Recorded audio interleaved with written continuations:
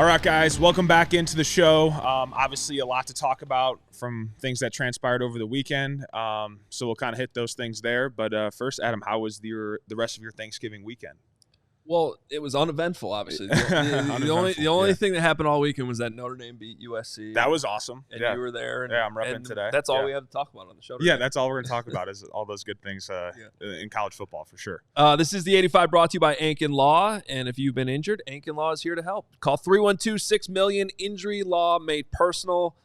That's Ankin Law. No, obviously it was a very busy weekend. Yeah, it was a busy weekend. I'll hit.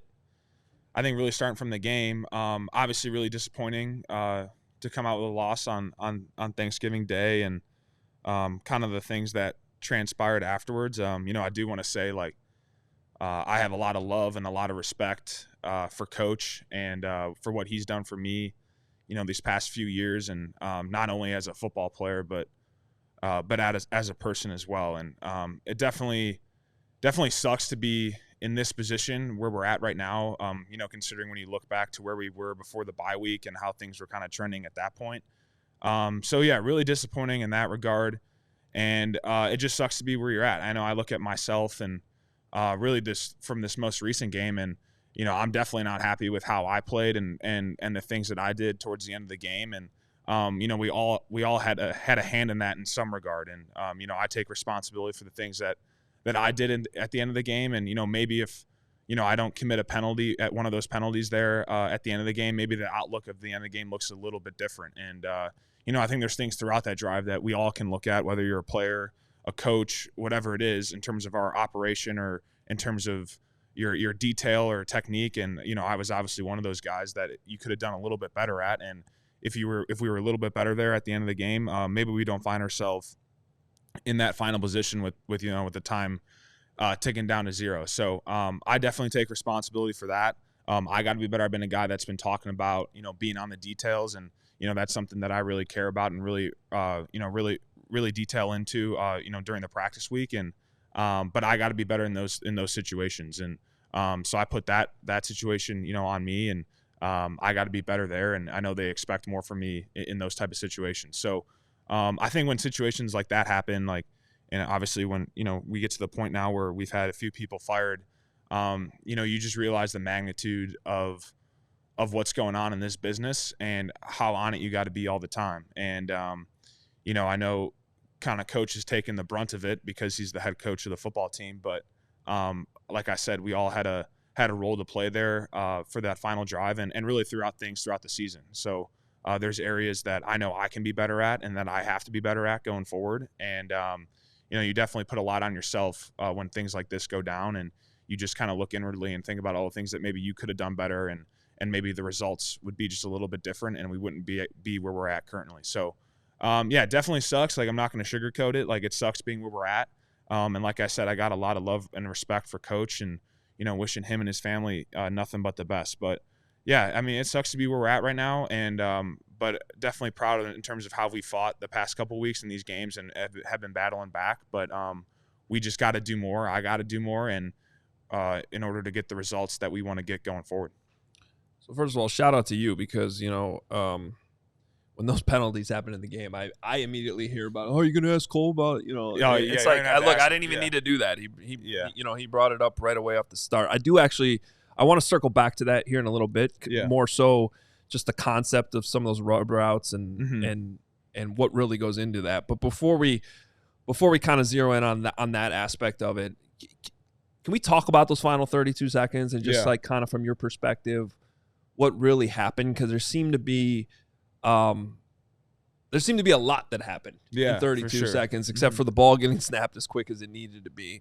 And I'm curious from your standpoint too. At one point in there, it seemed like there was a little bit of confusion over, was it you and DJ Moore about who was supposed to be on the ball and who was off? That seemed to be part of it too. Yeah. But you're obviously trying to pay attention to Caleb, who seemed to be making a check at the same time. Just what happened there? Yeah, I think me and DJ were still getting the play call at that point. And, depending on the play call, you obviously want a certain guy on, certain guy off. I think in that situation where we can just somebody get on the ball.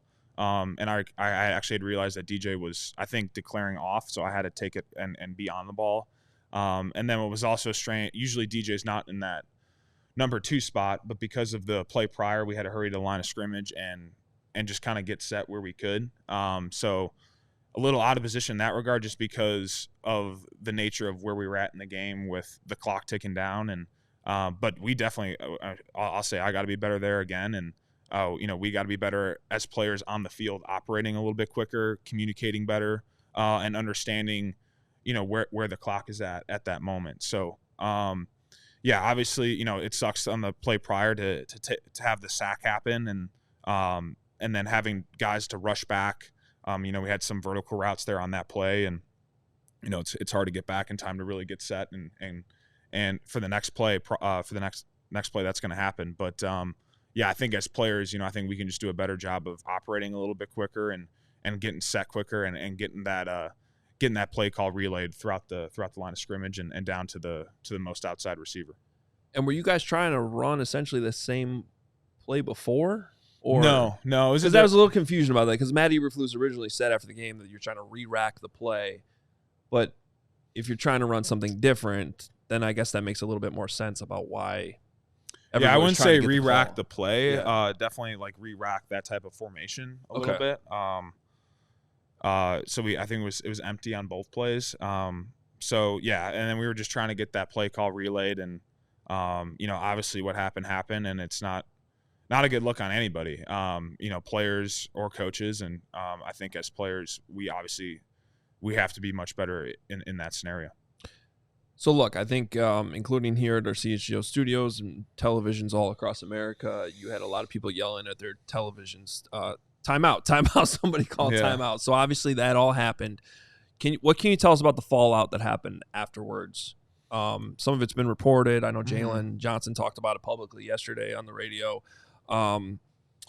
But it sounds like it was a very emotional and maybe even a chaotic scene in the locker room after the game. Yeah, I mean, I don't want to get too much into it just because, I do want to keep the sanctity of the locker room as much as we can. And I think, if you want to listen to Jalen, I think Jalen's spoken up about it. I'll let him speak for himself on those things, and I don't want to get in too much on it. But I'll just go into how I felt. I mean, obviously, frustrated once again at the end of the game, and I was frustrated with myself, just thinking of the things I could have done better in that game, throughout the game. And, I wasn't good enough in the game, and, I got to be better. So that's kind of those are the thoughts that I'm thinking about, kind of more so myself and things that I can be better at. But definitely a lot of frustration and a little disbelief as well, just kind of being where we're at the moment.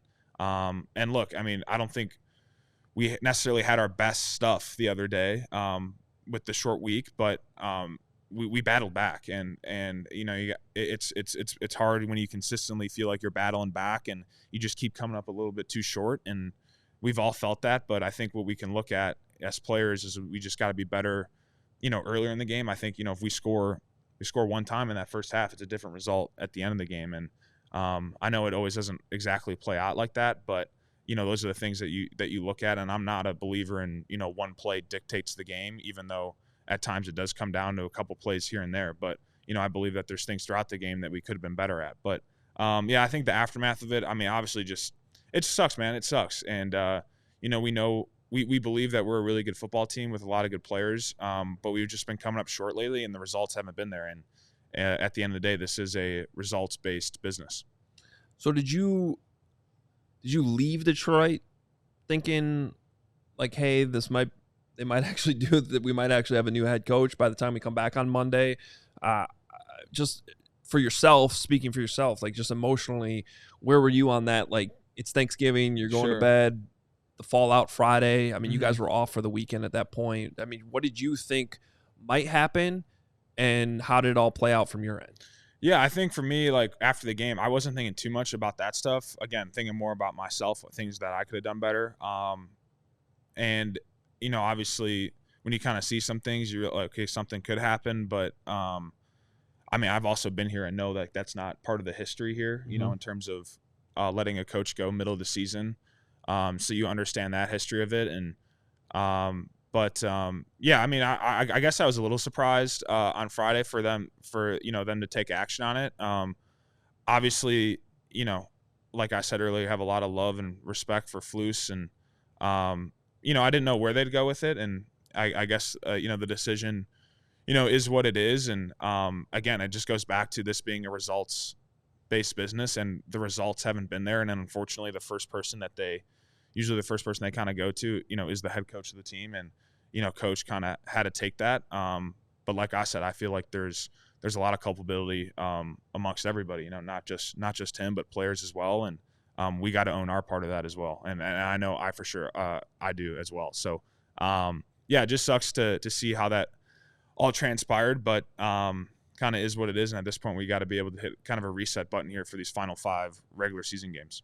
Were the captains consulted at all, or just sort of informed? No. Yeah. I mean, I heard about it on Friday. I'd seen it in the news and stuff, and then I got a few calls from people, and so yeah, that's kind of where it stood at that point, and we understood that we at this point you got to reset here and for these final 5 regular season games and do what we can, and it starts with this week against San Francisco, and really just got to focus on putting some good stuff on tape here, whether it's a staff that we have here currently or a future staff. They're going to be looking at all this tape for the guys that they need to depend on for next year. Well, I do want to spend a lot of time talking about Thomas Brown and what's still ahead, what can still be accomplished here this season. Let's circle back though to the penalties you were talking about before, because we see those rub routes all the time. Mm-hmm. We probably call them more of like pick plays when they do result in penalties. It's one of those things that I feel like in the moment you're watching the game, it's like, oh, duh, you can't do that. But can you take us into like sort of how hard those are actually to execute? I mean, sometimes? Look, I'm not going to make an excuse for the ones I had. Like I can't be doing that. I think it just comes from a place of me trying to do too much in those moments. We ran those type of plays quite a bit throughout the game if you watch the tape, and actually the third down when we're backed up on like the 6 or 7 yard line, me and we run a really good one where DJ gains like 30 something yards. You had one that was like run perfectly in the middle of the I think the one at the end of the game where I got caught was, I think it was a backer, and I got kind of wedged between the backer and DJ's guy and man, and I just didn't do a good enough job kind of pressing into the backer to get out of the way, and I got to be better there and really just got to pick a spot and run. I mean, I think it comes from a spot of me trying to do too much in that moment, trying to spring something open on a 4th down, and obviously it was a costly penalty at the time. I get bailed out the next play with the PI call, but again, that stuff can't happen. That can't be happening for me, and it's really inexcusable for that to happen towards the end of the game there. That's for sure. All right. Well, I do want to get into some of the Thomas Brown stuff, including some of the things he said to us yesterday about that final drive and his first message to the team. But first, we need to thank one of our biggest sponsors, of course, and that is Ankin Law. For over 25 years, Ankin Law has helped thousands of clients in Chicago and across Illinois get the compensation they deserve for their injuries. Auto, truck, rideshare, medical mistakes. Ankin Law is here to help and is one of the largest filers of workers' compensation cases in the state. When it comes to commercials, Ankin Law has been aligned with Chicago sports for over a decade, especially local Chicago athletes like Io DeSumo, Nicky Lopez, Chris Chelios, and needless to say, number 85, Cole Kmet. Call 312-6-million. Injury law made personal. That's Ankin Law. And the 85 is also brought to you by Circus Sportsbook. Whether it's pro or college, the app to bet football is Circus Sports Illinois. Circus Sports is sports betting the way it should be. Circus Sports Illinois has high betting limits, low holds, and exceptional customer service. Bet on all your favorite teams in every game this season. Spreads, props, futures are in-game. Circus Sports has it. Fund and bet like a pro from anywhere, anytime in Illinois. Download your new bookie today at circusports.com. Must be 21 or older. Gambling problem? Call 1-800-GAMBLER. All right, well, before we get into getting back into the building Monday, you got a chance to get away a little bit over the weekend. I did, which was much needed. Yeah, I bet. Yeah. So tell us a little bit about the experience going out to LA and Notre Dame USC on Saturday. Yeah. So went out to LA for the ND USC game. And part of that was obviously ND was vying for their playoff bid. And I think, if they obviously securing that win kind of puts them in the 12 team playoff there and solidifies that. So I wanted to go out and see that, but also the the bonus to it, and really the main reason why I went was because of Caleb's jersey retirement at USC. And, Caleb's been really supportive of me. He showing up to I remember my engagement party early on before the season started, and then coming to one of my brother's high school games kind of incognito mode. So he's been super supportive of me and my family, and definitely wanted to be out there for him for that day. And really didn't take too much effort in terms of, obviously it was a little bit of a long flight going there and back, but definitely worth it. It was cool to see him do his thing there, see his family, and kind of him go through that process, and then be able to enjoy the game a little bit. Was able to see some familiar faces from Notre Dame and see those guys do their thing, and obviously solidify their bid to the playoffs. So it was a good time out in LA, a lot of fun, and definitely cool to see one of your teammates kind of have that type of moment. Really, regardless of what he does in his NFL career, that's a special thing to have happened, to have your jersey number retired, especially at a university and at a football program like USC. So as much as I hate USC, you got to give credit to the type of program it is, and definitely happy for him and his family to have that type of moment. Yeah, and it went exactly how you said it would on last week's show. You're like, you get to support your teammate, and Notre Dame took care of business. Yeah, and I think he's got to wear something on Wednesday. So was there actually a bet? Yeah, right before the game we did make a bet, and I did get a little nervous halfway through the game, but we're all good. So I'm gonna give him some ND gear to wear on Wednesday around the building. So that should be fun. Wednesday. So does he have to wear it during his media appearance? I don't know. Maybe I'll make him. Yeah, that would be kind of funny. Yeah, we gotta make. Yeah, we'll see. We'll see how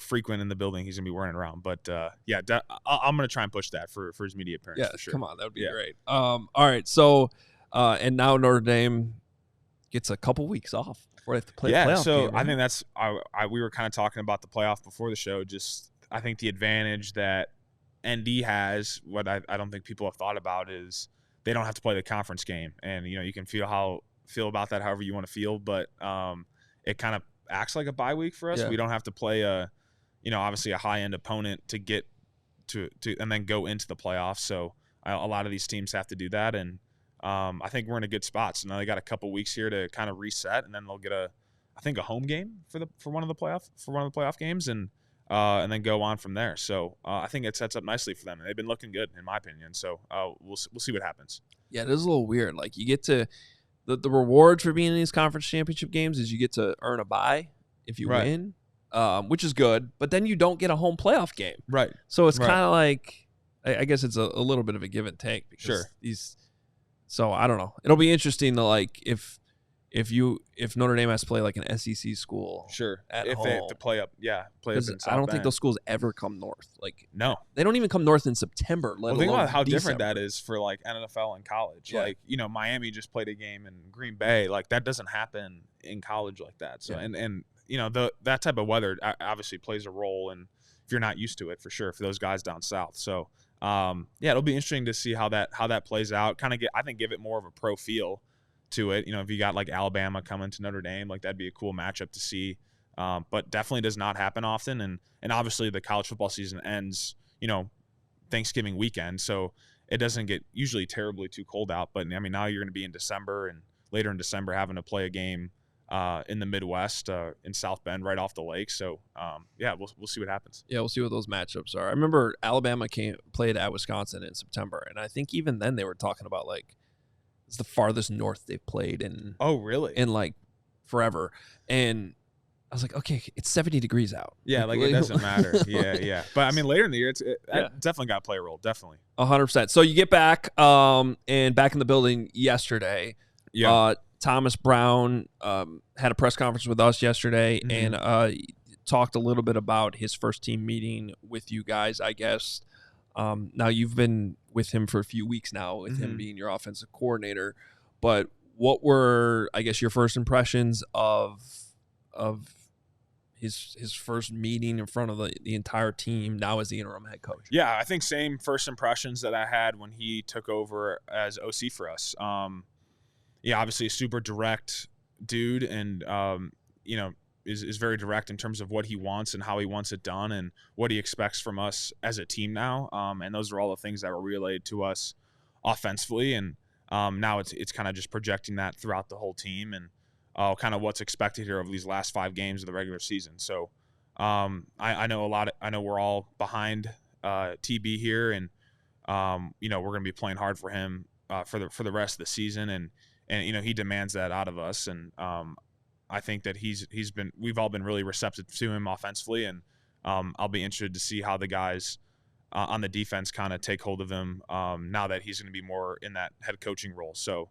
obviously really excited for him and for his family. It's always a great opportunity when you're able to be the head man of a NFL football team. So definitely going to be pulling for him and doing what we can in order to get things right here over these last 5 weeks. So definitely really excited about it, and I know the guys on the team are as well. Yeah, I wrote about this yesterday. I don't know if 5 weeks is enough to like really establish an identity for a football team, especially when it's already December. But I did like that he, even just talking to us yesterday, seems like he immediately had a plan in a way that he wants you guys to play.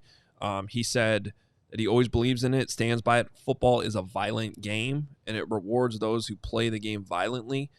So being physical at every position is going to be our mentality, and he said that's a non-negotiable. Yeah, well, that's good. I honestly didn't watch his presser, but that's what he said to us in the team meeting, and that's what I'm about too. Like that's what I believe football is about as well. And I think we're kind of in the day and age of the scheme and the X's and O's, but when it really boils down to it, it's who wants it more, and it is a violent game. You have to play this game with a lot of violence, and I love that type of mentality. So I think that's why guys kind of gravitate towards what TB has to say, and I think that's a good kind of identity to take hold of here these last 5 weeks, especially when we're going to be playing some games here in the cold.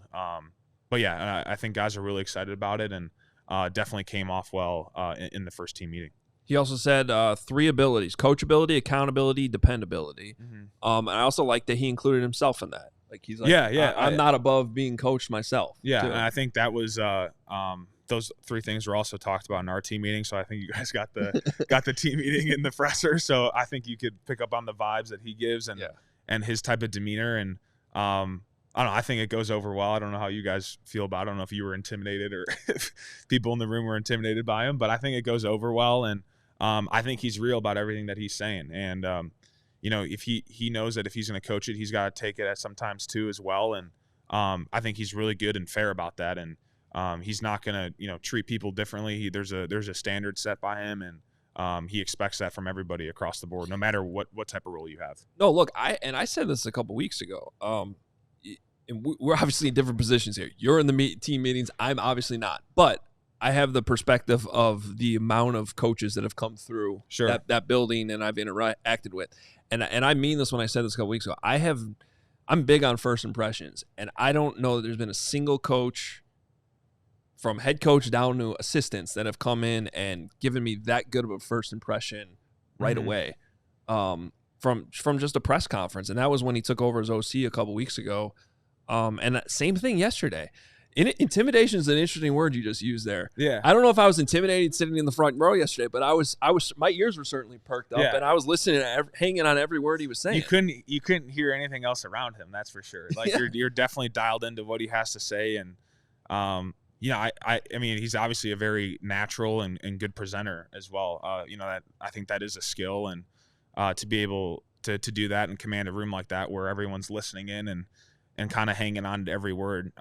That's not an easy thing to do. And I think that comes pretty naturally for him. And I think that's why, I think offensively these last 3 weeks, guys have really bought into what he's been about. And, I know like even his demeanor coming out of halftime against Detroit, like he does it in a way where, he's keeping everyone upbeat and the energy rolling, but, is clear about where we've missed the mark and what we got to do in the second half. So, he's done a really good job, and through some of the adversities that we've had the past couple of weeks in terms of keeping us locked in and keeping us going forward with our process. And I think guys are really going to rally around him for these last 5 games of the regular season. Yeah. So I wanted to ask you that, like, what do you technically? I think there's like a 0.1% chance you guys can still make the playoffs. There's a chance. You're not mathematically eliminated. But beyond that, what do you even just yourself personally, like what do you feel like you guys are playing for here in these last 5 games? Do you feel like there's any aspect that you guys will be playing for Thomas Brown? Yeah, I mean, there's a few things I could hit on there. I think one, for me, until like you're actually eliminated, I will never give up that hope. I really won't. And when I was in LA with Caleb the other day, Caleb's like, we went out, like we have a chance to get in, and like he has that mentality of if by any means necessary, and if there's still an actual chance, like there's a chance, and that's kind of cool to have at your quarterback position, obviously. And I was like, dang, you're right. Like we went out, like we have a chance to get in, and I'm sure when it comes down to it, I'm sure some teams might have to lose, and like it won't be totally in our hands at that point, but there's still a chance and still a possibility. So I'm going to hang on to that as long as I can, and as long as that's actually viable. And I know the rest of the guys are as well too. So there is an essence that you are playing for that. And I know like the mathematics on it are really low, but I mean, we've been in situations where the mathematics are really low and it goes the other way. And it's definitely not totally improbable. So I think you are still playing for that. I think, secondly, there's always a lot to play for, and why I don't think you see a lot of guys let up in the league when, a team is, 3-10 or, 3-11 going down the last couple games, is because there's always a lot to play for guys on the rosters. Whether you're going to be on a team going forward for the next couple years, like you might be playing for that next staff or that next front office, and you got to be able to put some good stuff on tape over the last month or month and a half of the season, so that they'll keep you around. Or if you're a guy that's on a 1-year deal and this is your 1 year in Chicago or 1 year in New York or 1 year wherever, you want to put good stuff on tape, for your free agency market. And so there's a lot to play for there. And so like livelihoods are at stake every week, and that resume you build on the tape matters. And when people go look at the tape, they're not looking at what point of the season it was and like they were kind of out of it, so he's not really into it. Like, no, like you're expected to go perform, and the film is the film, and you got to be able to put good stuff on tape. So in that regard, there's a lot to play for there. And I think for guys who there's still room for improvement here over these last final games. And I always do believe if you're not, you're not getting better, you're getting worse. And you definitely don't want to fall into that where, you take kind of these last 5 games that could be for granted, and you kind of wish them away, and you don't have it as an opportunity to improve yourself as a player. And that could pay dividends down the road. So definitely a lot to play for there. And then, I mean, obviously,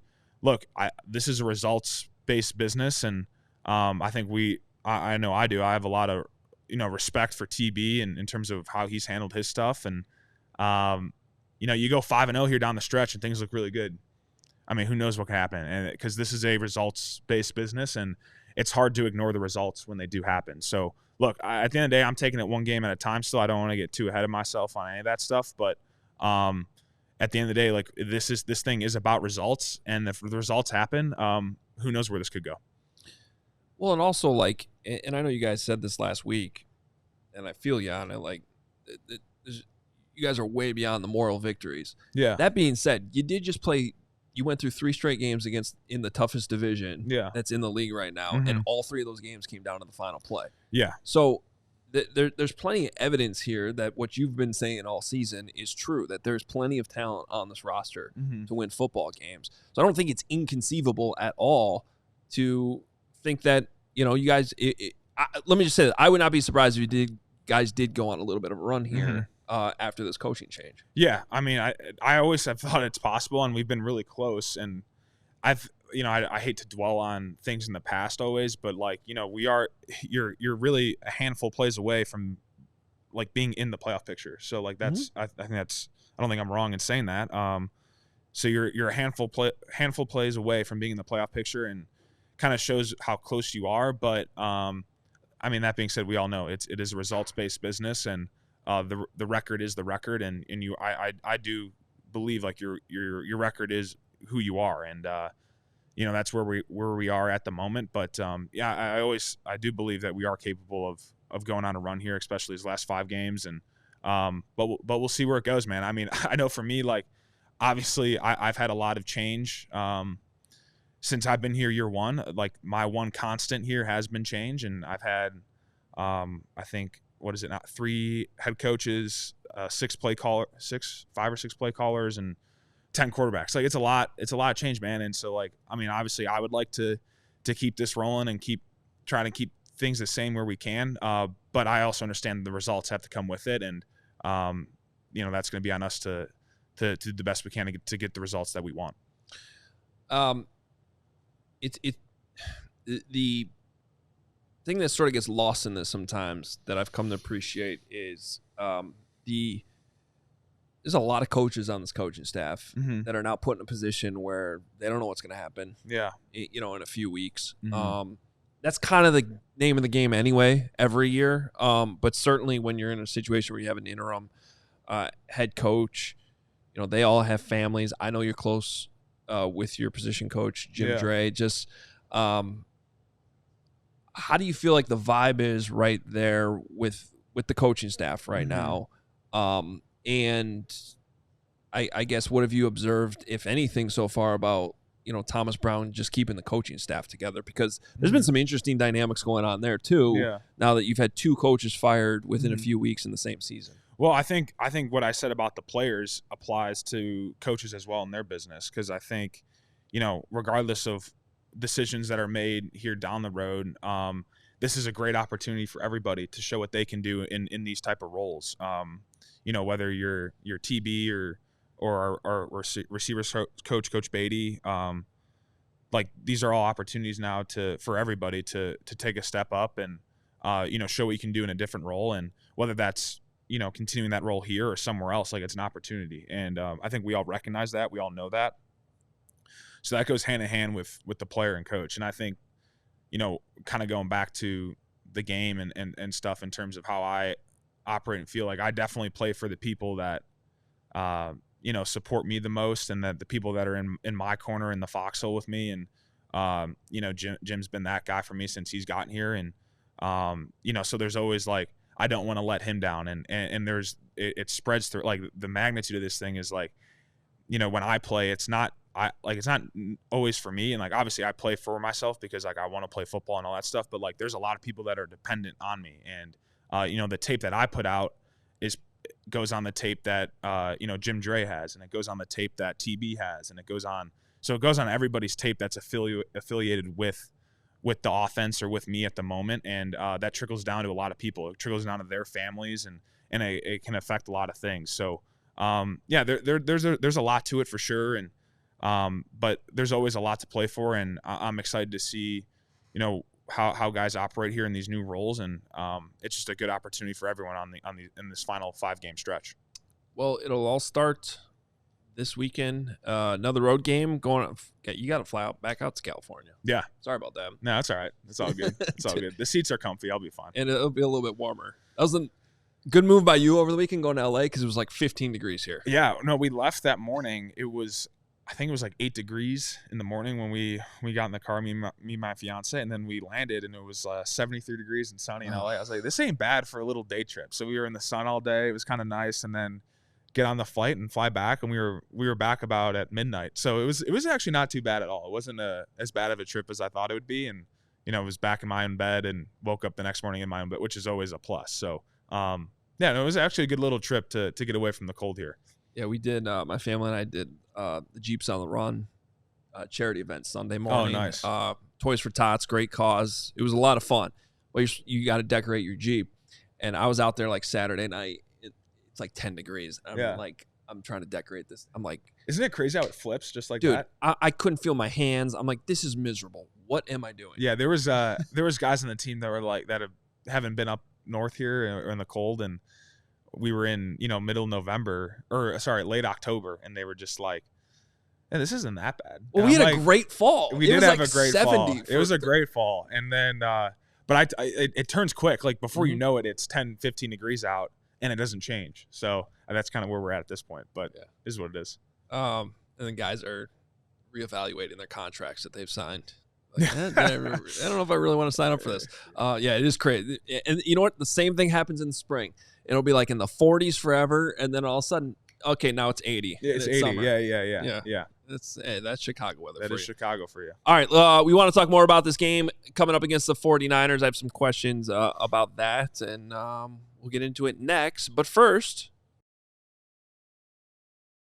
ComEd can help businesses save money by becoming more energy efficient, and the ComEd Energy Efficiency Program can help find up to 35% in energy savings. So, what does a business have to do? Well, you just sign up for a free facility assessment at comed.com/biz.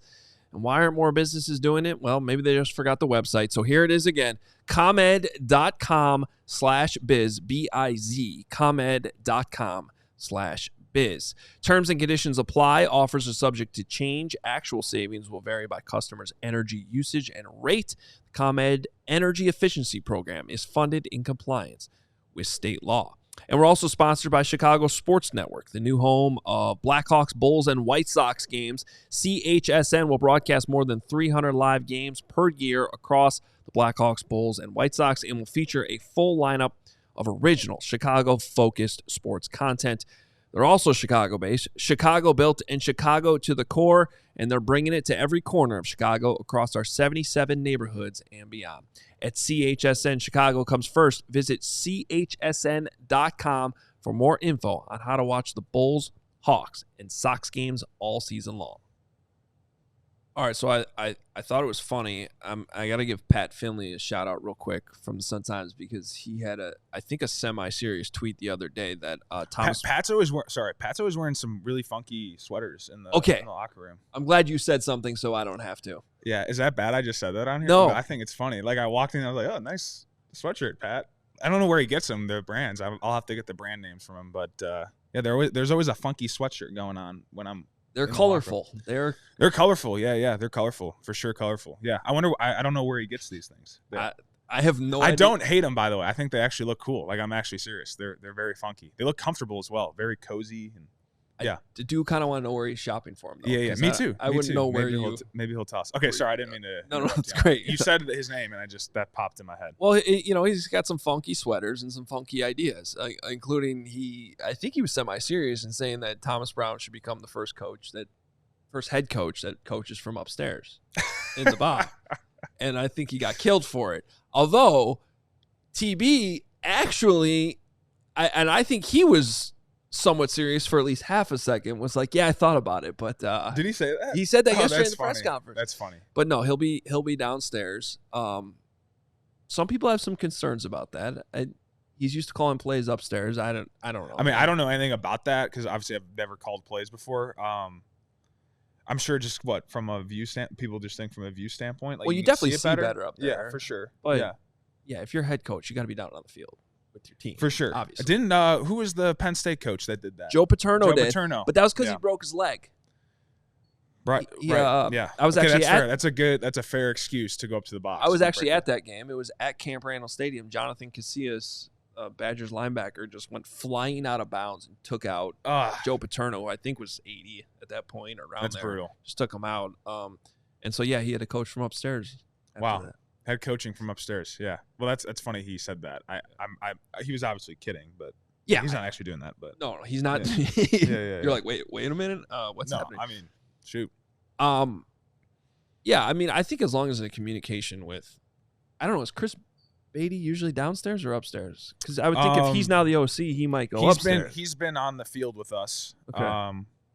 Yeah. Honestly, I don't know how that's all going to operate yet. Yeah. I'm sure we'll get that clarified this week. A lot of moving parts, obviously. So, yeah, we'll see where that ends up. Well, just as an observer, I'm excited.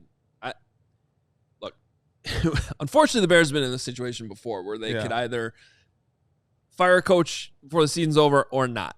Personally, I feel like this brings a little bit more energy to the locker room, to the field. What's interesting, I'm really interested to see just how this plays out on Sunday.